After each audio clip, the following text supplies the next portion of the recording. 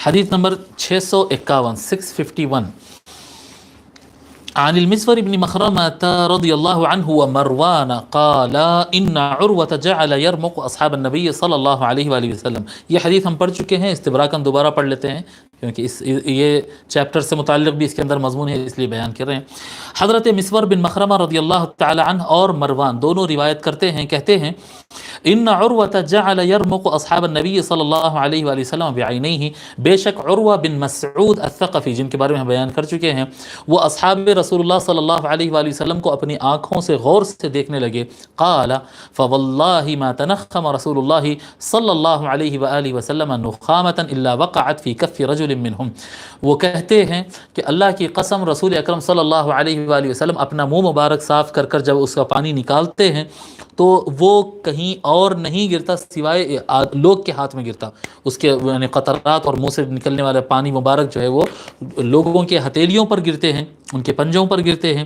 فدلک بہا وجہہ وجلدہ، اور وہ صحابہ کرام اپنے ہاتھوں پر لے کر اس سے اپنے چہرے پر اور اپنے جلد پر اس کو مل لیتے ہیں. فَإِذَا أَمَرَهُمْ ابْتَدَرُوا أَمْرَهُ، اور جب حضور صلی اللہ علیہ وآلہ وسلم ان کو کوئی حکم دیتے تو وہ سارے کام چھوڑ کر سب سے پہلے حضور صلی اللہ علیہ وآلہ وسلم کے حکم کی تعمیل بجا لانے میں لگ جاتے ہیں. وَإِذَا تَوَضَّأَ كَادُوا يَقْتَتِلُونَ عَلَى وَضُوئِهِ، جب وہ وضو فرماتے تو وضو کا جو پانی ہوتا اس کو حاصل کرنے کے لیے آپس میں تقریباً وہ لڑ پڑتے ہیں. وَإِذَا تَكَلَّمَ خَفَضُوا أَصْوَاتَهُمْ، جب رسول اللہ صلی اللہ علیہ وآلہ وسلم گفتگو فرماتے تو وہ اپنی آوازیں کم کر لیتے ہیں عندہ، ان کی بارگاہ میں. وَمَا يُحِدُّونَ إِلَيْهِ النَّظَرَ تَعْظِيمًا لَهُ، اور حضور صلی اللہ علیہ وآلہ وسلم کو تعظیم اور ادب کے مارے آنکھ بھر کر ایک ساتھ نہیں دیکھتے. فَرَجَعَ عُرْوَةُ إِلَىٰ أَصْحَابِهِ، تو عروہ یہ ابھی اسلام نہیں قبول کیے تھے نا، ہم نے بتایا کہ یہ صلح حدیبیہ کے وقت کا واقعہ ہے سن 6 ہجری کا، اور حضرت عروہ اسلام قبول کیے 8 ہجری کو، ٹھیک ہے، فتح مکہ کے بعد. تو پھر فرماتے ہیں فرجع عروۃ الی اصحابہ، عروہ یہ نظارہ دیکھ کر پلٹ کر اپنے لوگ میں جاتے ہیں اور کہتے ہیں ای قومی، اے میرے قوم، واللہ لقد وفدت علی الملوک، اللہ کی قسم میں بڑے بڑے بادشاہوں کے پاس گیا. وفدت علی قیصر و کسریٰ والنجاشی، میں روم کے کنگ قیصر کے پاس اور ایران کے کنگ کسریٰ کے پاس اور حبشہ کے کنگ نجاشی کے پاس، ایسے بڑے بڑے بادشاہوں کے پاس حاضر ہوا.